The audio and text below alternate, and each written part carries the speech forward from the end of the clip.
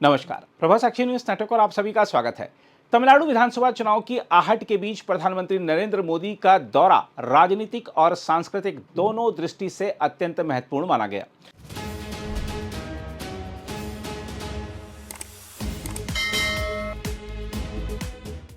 मदुरै और तिरुवनंतपुरम में आयोजित कार्यक्रमों के दौरान उन्होंने जहां राज्य की सत्तारूढ़ द्रमुक सरकार पर तीखा हमला बोला, वहीं दीपम अधिकार के मुद्दे को उठाने वाले एक श्रद्धालु के घर जाकर बड़ा संदेश भी दिया।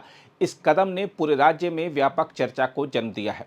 हम आपको बता दें कि प्रधानमंत्री ने तिरुपरंकुंड्रम स्थित श्री सुब्रमण्य स्वामी मंदिर में पूजा अर्चना की। यह मंदिर तमिल आस्था का प्रमुख केंद्र है और कार्तिकेय दीपम पर्व के समय यहाँ विशेष महत्व होता है। पिछले वर्ष दीप प्रज्वलन अधिकार को लेकर हुए विवाद के दौरान एक युवा श्रद्धालु ने अपना जीवन समाप्त कर लिया था। इस घटना ने राज्य भर में भावनात्मक प्रतिक्रिया पैदा की थी। प्रधानमंत्री ने उसी श्रद्धालु के घर जाकर उनके परिजनों से मुलाकात की। उन्होंने कहा कि उनका मन भारी है और किसी भी परिवार को ऐसी पीड़ा से नहीं गुजरना चाहिए। इस मुलाकात को प्रतीकात्मक रूप से उस भावना से जोड़ा जा रहा है कि केंद्र सरकार तमिल संस्कृति और धार्मिक परंपराओं के प्रति सम्मान रखती है। चुनावी माहौल में यह संदेश विशेष महत्व रखता है क्योंकि द्रमुक पर आरोप लगते रहे हैं कि वह परंपरागत धार्मिक मुद्दों के प्रति संवेदनशील नहीं है। साथ ही मदुरै की जनसभा में प्रधानमंत्री ने द्रमुक पर कई घोटालों में लिप्त होने का आरोप लगाया। उन्होंने कहा कि सामान्यतः मंत्री अच्छे कार्यों में प्रतिस्पर्धा करते हैं, परंतु यहाँ मंत्री घोटालों में प्रतिस्पर्धा कर रहे हैं। उन्होंने स्थानांतरण, नौकरी, ठेका और बालू खनन से जुड़े कथित घोटालों का उल्लेख करते हुए कहा कि यह सरकार गरीबों, युवाओं और किसानों के अधिकारों की अनदेखी कर रही है। प्रधानमंत्री ने पूर्व मुख्यमंत्री के कामराज का उल्लेख करते हुए उनकी ईमानदारी को आदर्श बताया और कहा कि आज की सत्ता उस परंपरा से भटक चुकी है। उन्होंने दावा किया कि राज्य की जनता परिवर्तन का मन बना चुकी है और आगामी चुनाव में राष्ट्रीय जनतांत्रिक गठबंधन को अवसर मिलेगा, जिसमें अन्ना द्रमुक प्रमुख सहयोगी है। प्रधानमंत्री ने साथ ही कच्चातीवू द्वीप का मुद्दा उठाते हुए कहा कि कच्चातीवू को श्रीलंका को सौंपे जाने पर तमिल हितों की अनदेखी हुई थी। उन्होंने यह भी कहा कि जल्लीकट्टू पर जब प्रतिबंध लगा था तब केंद्र ने अध्यादेश के माध्यम से उसे जारी रखने का मार्ग प्रशस्त किया। जल्लीकट्टू तमिल पहचान का महत्वपूर्ण प्रतीक माना जाता है। उन्होंने संसद भवन में सेंगोल की स्थापना का उल्लेख करते हुए कहा कि तमिल परंपरा को राष्ट्रीय सम्मान दिया गया है। इन उदाहरणों के माध्यम से उन्होंने यह संदेश देने का प्रयास किया कि केंद्र सरकार तमिल संस्कृति के गौरव को सुदृढ़ कर रही है। प्रधानमंत्री ने साथ ही राज्य के उप मुख्यमंत्री उदयनिधि स्टालिन के उस बयान पर प्रतिक्रिया देते हुए कहा कि उन्हें किसी से भय नहीं है। प्रधानमंत्री ने कहा कि लोकतंत्र में भय का स्थान नहीं होता। उन्होंने इसे लोकतांत्रिक मूल्यों के प्रति अपनी प्रतिबद्धता का प्रमाण बताया।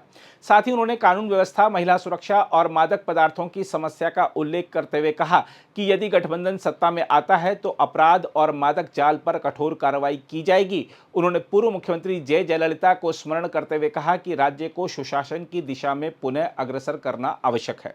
देखा जाए तो तमिलनाडु लंबे समय से द्रविड़ राजनीति का गढ़ रहा है। ऐसे में प्रधानमंत्री का सीधे एक श्रद्धालु के घर जाकर संवेदना प्रकट करना केवल मानवीय पहल नहीं बल्कि सांस्कृतिक जुड़ाव का संकेत भी है।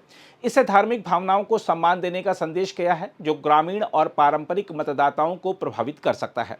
आगामी विधानसभा चुनाव में यह विमर्श महत्वपूर्ण भूमिका निभा सकता है क्योंकि सांस्कृतिक पहचान और भ्रष्टाचार के आरोप दोनों ही प्रमुख चुनावी विषय बनने जा रहे हैं। समग्र रूप से देखा जाए तो यह दौरा केवल विकास परियोजनाओं के शिलान्यास या जनसभा तक सीमित नहीं रहा। श्रद्धालु के घर की यात्रा ने इसे भावनात्मक आयाम दिया है, जिसने चुनावी परिदृश्य को नई दिशा देने की संभावना पैदा करती है। बहरहाल आइए देखते हैं प्रधानमंत्री के संबोधन की बड़ी बातें।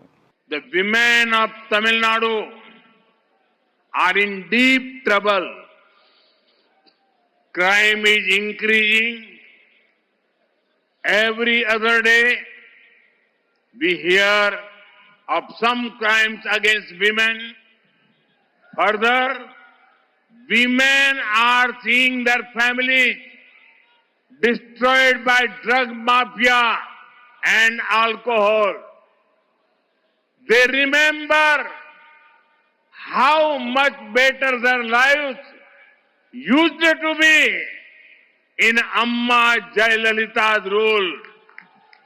But I assure every mother, sister and daughter of Tamil Nadu, as soon as the NDA government comes in, We will focus on law and order.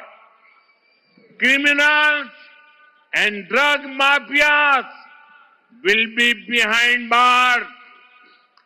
NDA will ensure your safety, dignity, and empowerment.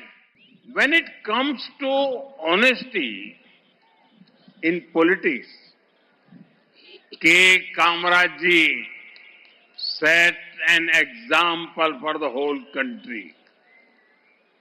DMK is the example of the exact opposite.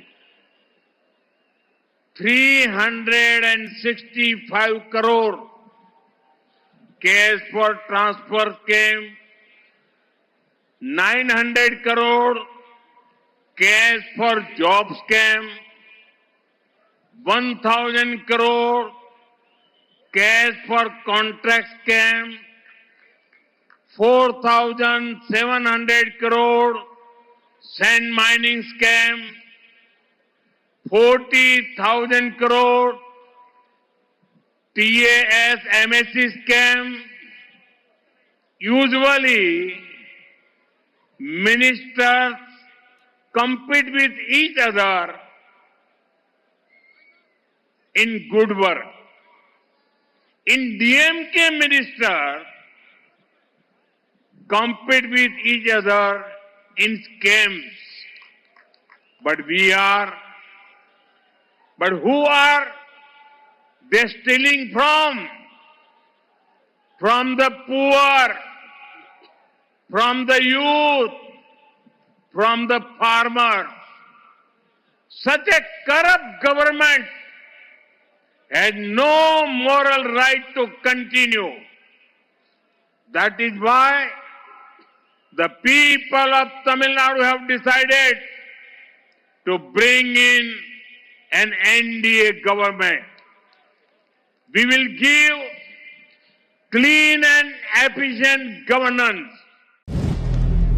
अगर आप भी लेना चाहते हैं देश दुनिया की तमाम जानकारी तो आज ही सब्सक्राइब करें हमारे चैनल को। साथ ही नीचे दिए बेल आइकन को जरूर दबाएं ताकि हर अपडेट आप तक पहुंच सके।